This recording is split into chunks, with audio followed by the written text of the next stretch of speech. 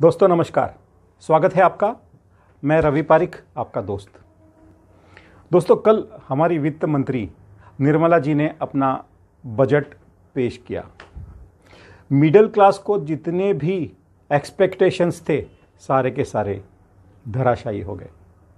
Middle class को इस बार तो कुछ उम्मीदें थी कि भाई एक्सपेंसेस बढ़ाने के लिए, लोगों का जेब से पैसा बाहर निकालने के लिए सरकार इस बार इनकम टैक्स में छूट देगी। लेकिन क्या दिया?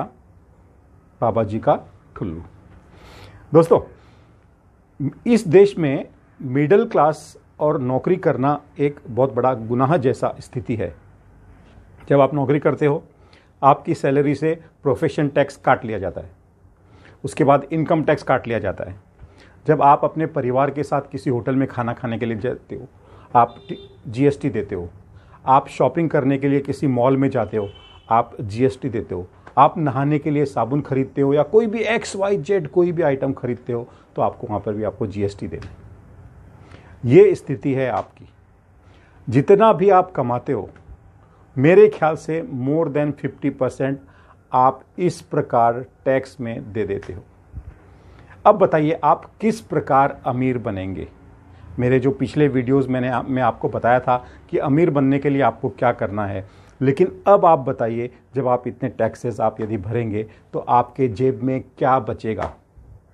कम से कम इस बार तो हमारी गवर्नमेंट को सोचना चाहिए था कि हम जिसे मिडिल क्लास कहते हैं, जो हमारे इस देश का इकोनॉमी ड्राइवर है, जो सबसे ज़्यादा खर्चा करता है, उसके पास पैसा नहीं बचेगा तो वो कैसे हमारे देश का आगे बेड़ा पार होगा? दोस्तों, ये क्वेश्चन है आपके लिए। आप देखिए आप क्या कर सकते हैं। जबकि आप यदि देखें तो आप यदि बिजनेसमैन होते हैं तो आप अपने सारे खर्चों को निकाल कर बचे हुए खाली छोटे से अमाउंट पर ही आपको टैक्स देना होता है। आप मेहनत पूरी करते हैं, लेकिन जो बिजनेसमैन होता है वो पूरा बचा लेता है। यदि आपको भी ऐसा लगता है तो आप भी अपना बिजनेस शुरू कीजिए, आप भी एंटरप्रेन्योर बनिए, तो ही आपका बेड़ा पार हो सकता है। दोस्तों, अदरवाइज आप टैक्स देते देते देते आप अपने जेब में कुछ नहीं बचा पाएंगे और इस ज़िंदगी में अमीर नहीं बन पाएंगे। फिर भी मैं सरकार से एक रिक्वेस्ट जरूर करूंगा कि अगली बार इस बात पर ध्यान दे और मिडिल क्लास नौकरी पेशा लोगों को इतनी छूट दे कि वो अपने पास कुछ पैसे बचा सके अपने भविष्य के लिए, क्योंकि भविष्य में आप भी उसकी कोई मदद नहीं करने वाले हो। बहुत बहुत धन्यवाद।